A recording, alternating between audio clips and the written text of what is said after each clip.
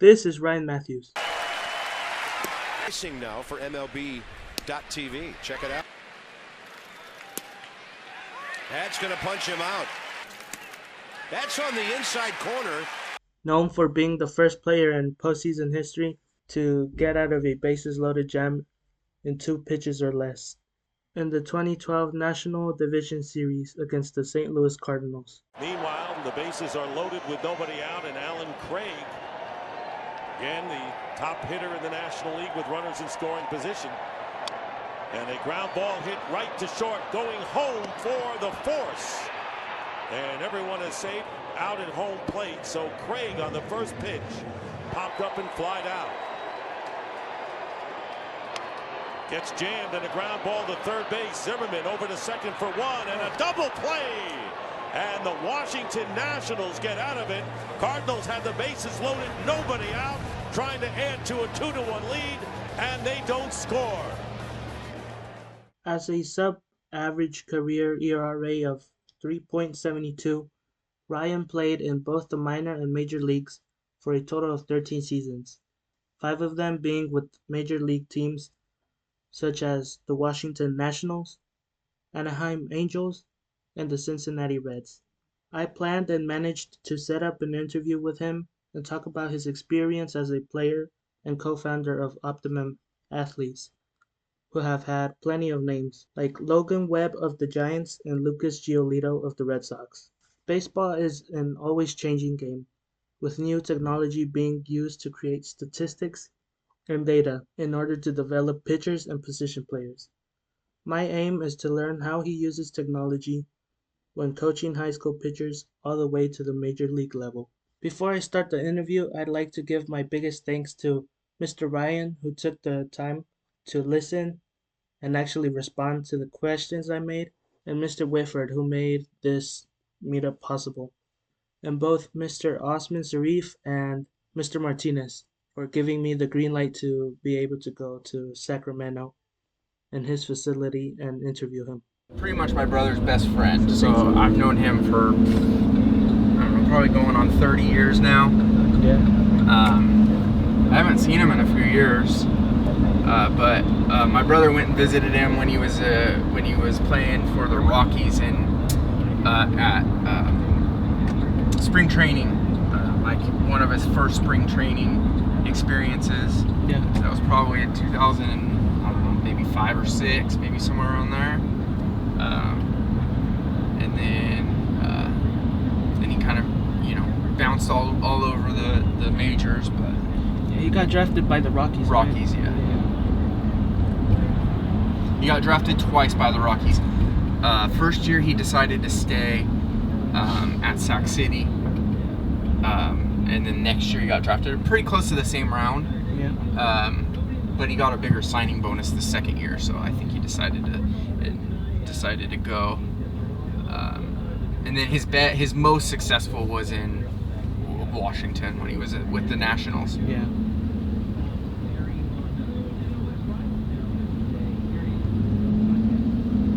That was the only time he went to the postseason? I think so, yeah. I don't think the Reds. He might have with the Reds, maybe. His year he got hurt. I don't know if he was with the Nationals or with the Reds the year he got hurt. But yeah. Well, wasn't it Tommy John? No, he might have gotten Tommy John at some point in his career, but he lost his temper and he punched his locker. Oh. And he broke his hand. I've never actually heard the story, and I don't want to ask. Yeah. That really messed up his career, but as far as I understand, he had his mitt on his hand and he slammed his mitt into the locker, and it just he happened to break his hand.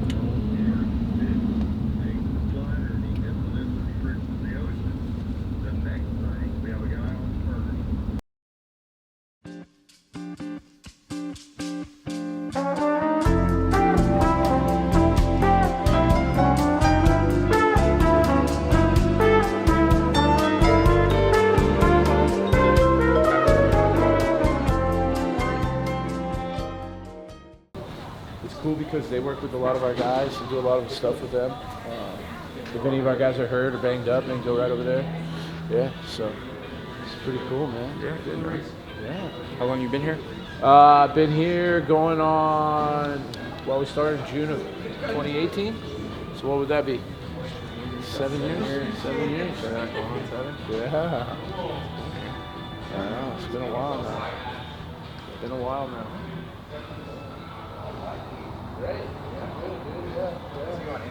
Yeah, dude. I don't Got listen to anybody. little ones. Little ones.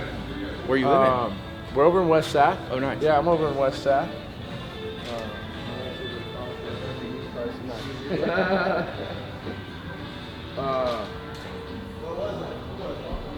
We're over in West Sac. Trackman? Yeah. So we run a Trackman. Talks about all of our pitch metrics, all of that stuff. Like vertical break, horizontal break, like kind of helps us profile pitchers, you know what I mean? Because like once we base everything kind of off their fastball profile. It's like, all right, here's how your fastball works. Here's the stuff we're going to build off of it, right? Like, you know, like a Logan Webb type guy that has like a two-seam fastball, east and west moving fastball, right? Then it's kind of like, okay, your breaking ball needs to kind of mirror the same thing, you know, do the same type of movement. So we use a lot of that with all of our guys. We're also using, it's called uplift captures. It's a biomechanics thing. We set it up around the batter's box and the pitching mound, and it's just two iPads that markerlessly like measure the guy's delivery, bat, and swing. So then we break all that down and make, you know, drills and everything for him based off that stuff. Yeah, so there's a lot of that stuff going on in the MLB right now. Like there's tons of it. That's what it's all about right now, huh? Yeah, it's crazy. It's crazy. Like they're using Hawkeye. So Hawkeye is in stadium. Have you heard of that? Yeah. Yeah. So it tracks the ball.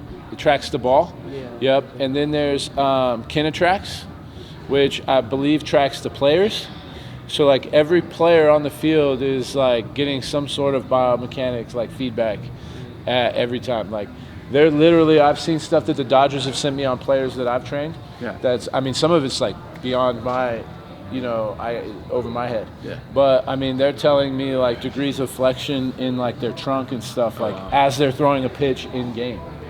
So it's like, dude. So what do they do with that kind of stuff? They're measuring like exact mechanics. Yeah, they're the measuring idea? Mechanics down to the like nth degree, man. Like, you know what I mean? Yeah. But yeah, it's, you know, they use it all now with like, I mean, it goes into contracts and everything like that. There's so much data out there. It's not even fun. So much data out there. It's not even fun. That's awesome. Yeah. So go ahead. I have some questions for you. Okay. Yeah. So you played 13 seasons as a minor and major leaguer, right? Yes, I did. So when did you start to see teams use statistics and technology when? Yeah, so we started to see kind of a swing in like, I mean, obviously the standard statistics were always there, like batting average, ERA, wins and losses, things like that. But you started to see like the advanced analytics, like, and even some of like the ball flight metrics, like vertical break, horizontal break, spin rate was one of the first ones that was coming around. So I started hearing a lot about that stuff kind of like 2014, 2015. Like I remember asking my pitching coach in 2015 with the Reds, like, what's my spin rate and what's that mean? Why are people talking about it? And he didn't really have the answer, which, I mean, no knock on him. It wasn't really ever, you know, that's not the way he learned to coach pitching. But it was starting, we knew as players, like, hey, we're being evaluated on this stuff. Hitters are starting to attack us, knowing this stuff. We need to know this, you know, like, so 2015, 2014, then there were some websites like Brooks Baseball, which is kind of like StatCast and things like that started to put stuff out there, but none of us understood it. So it was like we were trying to teach ourselves, things like that. But like mid 2000s, mid 2000s started coming around a lot. So right around 2015. 2015. So you were like at the beginning, like the start of it. Yeah, I was like the end of my career was like really the beginning of that stuff. Yep. Yeah, so 2015 was when StatCast was introduced. Okay. And I have your data right here. Oh, wow. So it said that. So you're mostly known as a sinker baller, right? Yeah. Contact guy. Right. Yeah. So your percentage was 90 ground ball rate. Right, which is pretty good, right? Yeah. What was the strikeout rate though? 14. That's not very good, right? That's why I don't play anymore. Because if you look now, like everybody, especially relief pitchers, they all want to swing and miss. Like if you don't strike guys out, they want you around. You know what I mean? So that's pretty cool though. And then you averaged 93 and 94. Nice. When did you start throwing 90? Probably in high school. High school. Yeah, probably in high school. Yeah.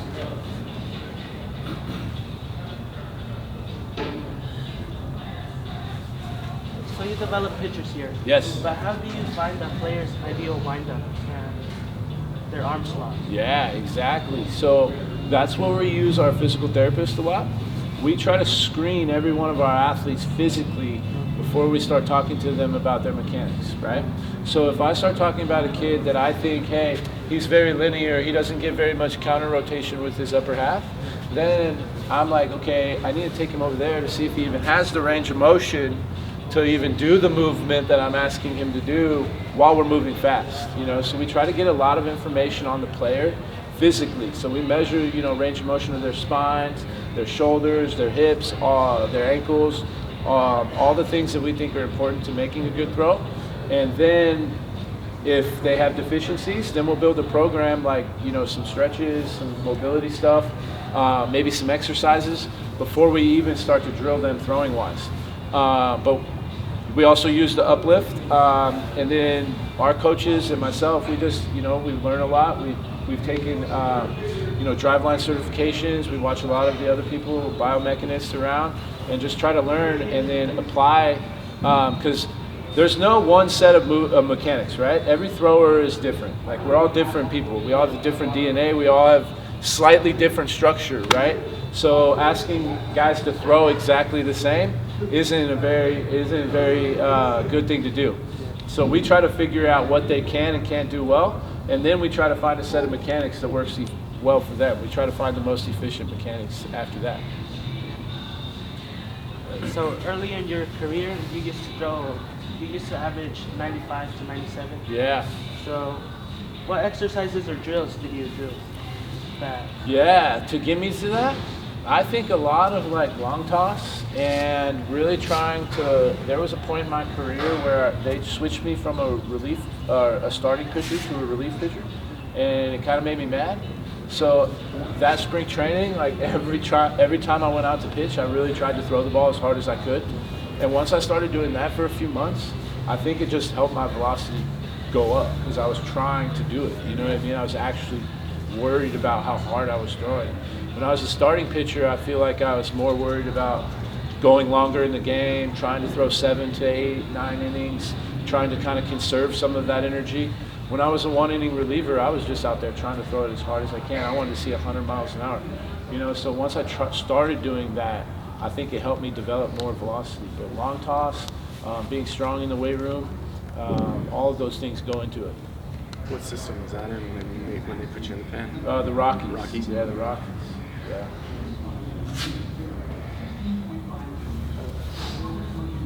Do you have a baseball around here so you Yeah. can explain your pitch grips? I do. Yeah, let me go grab some.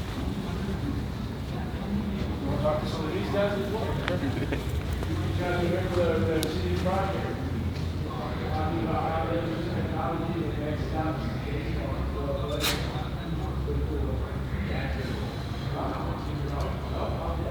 They got good, great questions. They came in prepared.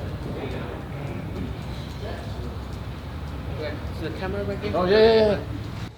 So these were my pitch grips. Are you rolling right now? Yeah. All right. So the primary one that you said I was sinker baller, right? So two-seam fastball right here. I just kind of took the two seams of the ball right here and then put my fingers together, and then I slightly would turn the ball a little bit just so I felt friction on my middle finger, just like that. And then for there, my next pitch that I threw a lot was a slider. So I would kind of just I like to kind of stay around the same so I wasn't adjusting big, you know, when I was in glove or tipping my pitches. Mm-hmm. So I just go up the ball slightly right here, get the top of the horseshoe right there. And you explaining the mechanics, it didn't record. So, yeah. Okay, what part? The whole thing. Like the... Oh, okay, Yeah. okay. All right. Can you explain it again?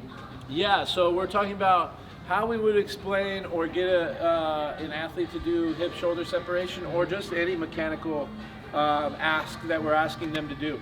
So we like to start with what we call constraint drills. And what that does is that takes the full throw and it breaks it down into pieces. So we like to back chain this to the least possible movement. So what we'll probably do is we'll start athletes on a knee or in a very constrained position where we're not going to allow them to step and make a full throw. So we'll fix their feet into the ground, or we will even make them kneel sometimes. So now if we're talking about hip-shoulder separation, if we're fixing their feet into the ground and not allowing their hips to move, now they can just independently rotate their torso and achieve that hip-shoulder separation, right? Get counter-rotated, their hips facing one way, their shoulders facing the other way. And then from there, we'll kind of advance the drills, adding more movement and getting closer to a full throw. So from like what we like to call a pivot pick drill, we'll keep our feet fixed, 1 foot facing the wall, counter-rotate, and make a throw.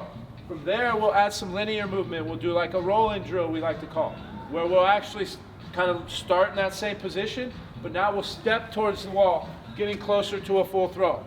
And then another one we like to do is a rocker, or even like a drop step, where we'll turn you to this position, closer to your landing position, and we'll have you rock back and forth from there. And then there will usually lead into a full throw. So we'll try to break the delivery down in simple pieces and teach you in that way. It's called constraint-based training.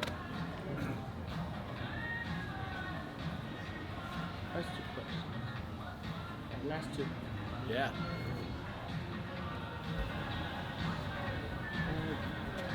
What has been the most rewarding experience as both a major league player and a pitching coach? Yeah, so I mean, the most rewarding thing as a player for me was all the hard work and all the times growing up, that I was trying and really trying to achieve getting to the major leagues. When you're in the major leagues, you're one of 750 baseball players in the world. And to be one of the best and compete against the best in the world, for me, that was a great achievement. Getting to know all the sacrifices that my family and friends have made to help me get there, and getting to call them and saying I made it, that was really, really awesome. The biggest thing that I think is the most rewarding as a coach is just seeing young men develop through the game of baseball. Not every one of my athletes is going to be a major leaguer, which is really cool because I've had some of my guys develop into major leaguers, which that is awesome. But everybody I feel like that comes through Optimum Athletes, they have a purpose, and they can develop in life as well. And the game of baseball can teach you that. So I think the biggest reward for me is just getting to work with young men and seeing them grow up, and hopefully finding success in life through the game of baseball. Last question. How can one get a job at the major league as a translator or a scout? Yeah, so there's a lot of opportunity in Major League Baseball in different ways, through analytics, as a scout, like you said, as translators. A lot of our game is played outside of the United States. I think even biggest population of our players are foreign now, whether that's Asian markets, the Latino players that has been so strong for so long, the Dominican, Mexican, Puerto Rican, Venezuelan players. They have always had a huge part of our game. So there's a lot of opportunity for people that aren't on the field, like I was explaining earlier. I think finding the avenues of just doing your research, seeing what jobs are available. I think the winter meetings that happen every winter are a great opportunity for somebody looking to find job opportunity. It's a giant job fair. There's a lot of players and a lot of front office stuff that goes on there, but there's also like a lot of job fairs, finding front office jobs or even clubhouse manager jobs and things like that. There's a lot of video jobs or translator jobs that can be found. So that's a great opportunity for people looking to get into baseball. And also I think reaching out to local minor league affiliates. Like, we're blessed around here to have the Sacramento River Cats. the Stockton Ports, the Modesto Nuts, a lot of minor league affiliates within a close radius. So being from the 209 or the 916, it's really cool that we get to watch minor league baseball. So there's a lot of job opportunities in minor league baseball as well. So, do you know anyone that works as a translator or a scout, and what was their career path? Yeah, so I know a lot of them. We actually had a kid in here that was training with us. He knows and is in the baseball world, and he's from Japan. And one of the translators that works for the Washington Nationals couldn't make it to spring training in time, and he got to go fill in as a translator in spring training. And that was just because he's a baseball player, and he's been in the baseball world. So I think just getting into baseball, whether it's coaching at the youth level, finding out, if there's anything you could do managerial for like travel ball organizations or your high school team or things like that, like getting in, keeping stats or anything like that is a good way to get started. But a lot of the scouts, there's a scout school that Major League requires for scouts to go into. So I think knowing a lot of like the tools they're using, TrackMan and ball flight things, knowing the analytics and the analytical things that go into scouting nowadays, knowing video and stuff like that is a great way to get your foot in the door, because not just having a baseball background anymore, just saying, hey, I played the game, that doesn't go very far anymore. Sure, it's a great tool, but there's a lot of guys that didn't play the game that are either coaching, scouting, building scouting reports, doing things in front office, just because of their knowledge in analytics and statistical things like that. Yeah, thank Good stuff. You're welcome, man. Great to meet you. Good luck, all right? That was awesome. You did a great job, man. You're very prepared. That was good stuff. Very good. Once again, thank you, Mr. Matthews, in letting me take your time for an interview. It was a real honor in being able to meet someone who has achieved many great things on both sides of the game. If you're a pitcher looking to improve this summer, I would definitely check out Optimum Athletes' official website or Instagram. And once again, thank you, Optimum Athletes and Ryan Matthews, for giving me this opportunity.